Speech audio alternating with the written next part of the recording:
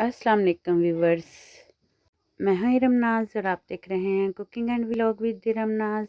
मैं आलू वाला पराठा बना रही थी तो मैंने कहा आप सबसे भी शेयर करते हैं जी। मैंने फीलिंग लगाई आलू की और ख़ुद ही बना रही थी वीडियो। हाथ से काम कर रही थी, एक हाथ से कैमरा पकड़ा हुआ था और मेरा पराठा जो है जल गया। फिर मैंने दूसरा बनाया तो वो माशाल्लाह से बहुत ही ज़बरदस्त सा बना। और जी आप इसको एंजॉय करें।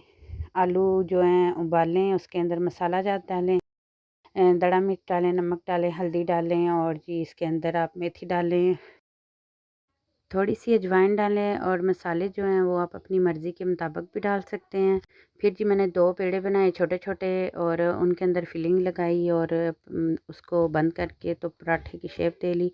रोटी बना के तवे के ऊपर डाली और फिर उसके ऊपर ऑयल लगाया और जी हमारा पराठा जो है वो हो गया रेडी। आप करिएगा इसका एंजॉय। मुझे दीजिए इजाज़त। अल्लाह हाफ़िज़।